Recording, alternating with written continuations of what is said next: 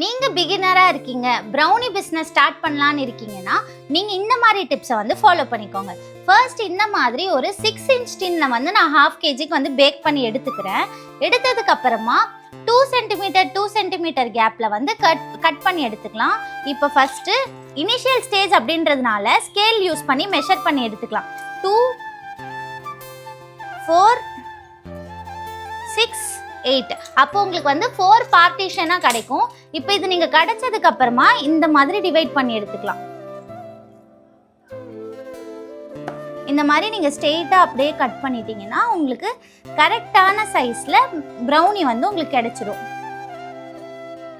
So same way நீங்கள் வந்து opposite டைரக்ஷன்லையும் 2 4 6 அப்படின்னு கட் பண்ணிக்கணும். ஸோ இது வந்து 2, இது வந்து 4, இது வந்து 6. இந்த மாதிரி அட்ஜஸ்ட் பண்ணி கட் பண்ணி எடுத்துக்கலாம்.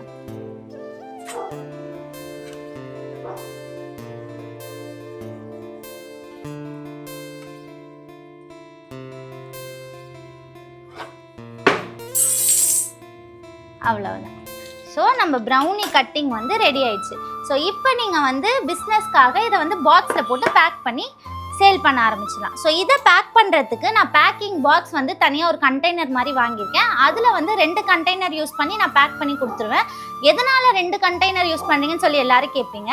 ப்ரௌனிக்கு மேலே வந்து இந்த கிரிங்கிள் டாப் இருக்கிறதுனால ப்ரௌனியை ஒன்று மேலே ஒன்று வச்சோன்னா அந்த டாப் எல்லாமே வந்து நசுங்கிடும். ஸோ அதனால தனித்தனியாக வச்சு கொடுத்தா அது எல்லாமே சேஃபாக இருக்கும் அப்படின்றதுக்காக தான் 2 பாக்ஸாக பேக் பண்ணிடுறேன். ஸோ இதுக்கு பேக்கிங் பாக்ஸ் நான் என்ன யூஸ் பண்ணுன்னு சொல்லி பார்க்கலாமா?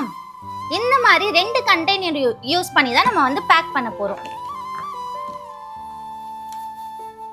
பட்டர் பேப்பர் யூஸ் பண்ணியிருக்கிறதுனால ப்ரௌனி வந்து அழகா நசங்காம இந்த மாதிரி கிரிங்கிள் டாப்போட கிடைக்கும்.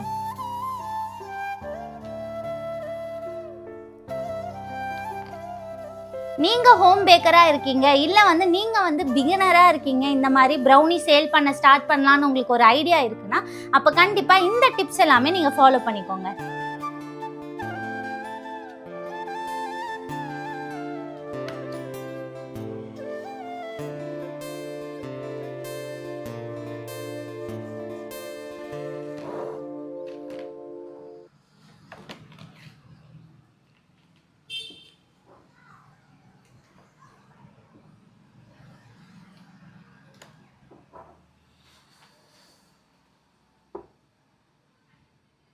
ஸோ இந்த மாதிரி நம்ம கட் பண்ண ப்ரௌனிஸ் எல்லாமே அழகாக பாக்ஸ் பண்ணியாச்சு.